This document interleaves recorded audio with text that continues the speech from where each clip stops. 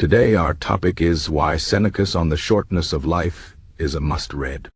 This short but powerful essay, written by the ancient Roman Stoic philosopher Seneca, is a timeless piece of wisdom that speaks directly to how we live our lives today. Seneca's main idea is simple but profound. Life is not short, but we make it seem short by wasting it. He argues that we often spend our time on things that don't matter, and as a result, we feel like life slips away too quickly. But if we learn to use our time wisely, life can feel long and meaningful. This message is just as relevant now as it was 2,000 years ago, maybe even more so, because today we are surrounded by distractions that can easily steal our time and attention. Let's explore why this essay is so important and what we can learn from it. First, Seneca reminds us that time is the most valuable thing we have. Unlike money or possessions, time is something we can never get back once it's gone. Yet, many of us treat time as if it's endless. We procrastinate, waste hours on trivial things, or let others dictate how we spend our days. Seneca says this is a mistake. He tells us to take control of our time and use it for things that truly matter. He writes, "It is not that we have a short time to live, but that we waste a lot of it." This is a wake-up call for anyone who feels like life is passing them by. Instead of blaming the shortness of life, we should look at how we are spending our days. Are we focusing on what's important, or are we letting time slip through our fingers? One of the key lessons in Seneca's essay is the importance of living intentionally. He warns against living on autopilot, where we simply go through the motions without thinking about what we really want from life. He says that many people are busy but not productive. They fill their days with activities, but these activities don't bring them closer to their goals or make them happier. Seneca calls this being busy doing nothing. He encourages us to reflect on how we spend our time and to make sure that our actions align with our values and priorities. This means saying no to things that don't serve us and focusing on what truly matters. It's a simple idea, but it's not easy to put into practice, especially in a world full of distractions and obligations. Another important theme on the shortness of life is the idea of focusing on the present moment. Seneca says that many people waste their lives by dwelling on the past or worrying about the future. They are so caught up in what has already happened or what might happen that they forget to live in the here and now. He writes, "The greatest obstacle to living is expectancy, which hangs upon tomorrow and loses today." This is a powerful reminder to stop postponing our happiness and start appreciating the present.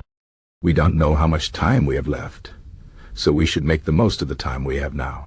This doesn't mean we should ignore the future completely, but we shouldn't let it consume us. Instead, we should focus on what we can do today to create a better tomorrow. Seneca also talks about the importance of self-reflection. He believes that taking time to think about our lives is essential if we want to live well. He says that we should regularly examine how we are spending our time and whether we are living in line with our values. This kind of self-awareness helps us make better choices and avoid wasting our lives on things that don't matter. Seneca writes, "You must match time's swiftness with your speed in using it, and you must drink quickly as though from a rapid stream that will not always flow."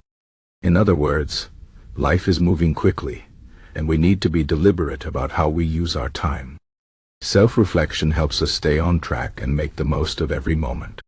Another reason why On the Shortness of Life is a must-read is that it challenges us to rethink our relationship with work and leisure. Seneca argues that many people spend their lives chasing wealth, status, or success, but these things don't bring lasting happiness. He says that true happiness comes from within, not from external achievements. He writes, "It is not the man who has too little, but the man who craves more, that is poor." This is a reminder that we don't need to have everything to be happy. Instead, we should focus on cultivating inner peace and contentment. This doesn't mean we shouldn't work hard or pursue our goals, but we should do so with balance and perspective. We should also make time for leisure and relaxation, not as an escape from life, but as a way to recharge and enjoy the present moment. Seneca's essay also encourages us to think about death. This might sound morbid, but it's actually a very practical and empowering idea. Seneca says that remembering our mortality can help us live more fully. When we realize that life is finite, we are more likely to appreciate the time we have and use it wisely. He writes, "You act like mortals in all that you fear, and like immortals in all that you desire." This means that we often live as if we have all the time in the world, even though we know deep down that our time is limited. By keeping death in mind, we can live with more urgency and purpose. We can stop putting off the things that matter and start living the life we want today. Another important lesson from Seneca is the value of simplicity. He believes that a simple life is a happy life. When we are constantly chasing after more money, more possessions, more status, we become stressed and dissatisfied. Seneca says that true wealth is not about having a lot, but about needing little. He writes, "It is not the man who has too little, but the man who craves more that is poor."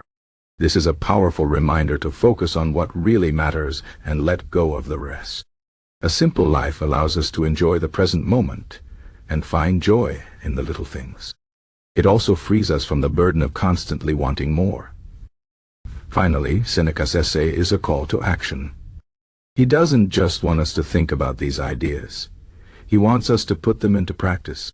He says that knowledge is useless unless we use it to improve our lives.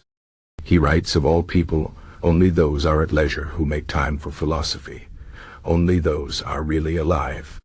This means that we should take the time to reflect on our lives and make changes where needed.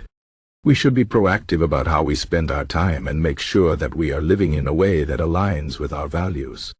This is not always easy, but it's worth it. By taking control of our time and living intentionally, we can create a life that feels long and meaningful. In conclusion, Seneca's On the Shortness of Life is a must-read because it offers timeless wisdom about how to live well. It reminds us that life is not short, but we make it seem short by wasting it. It challenges us to take control of our time, live intentionally, and focus on what truly matters. It encourages us to reflect on our lives, appreciate the present moment, and remember our mortality. And it calls us to action, urging us to put these ideas into practice and create a life that feels long and meaningful. This essay is not just a piece of ancient philosophy. It's a guide to living a better life. So if you haven't read it yet, I highly recommend that you do. It might just change the way you think about time, life, and what it means to truly live.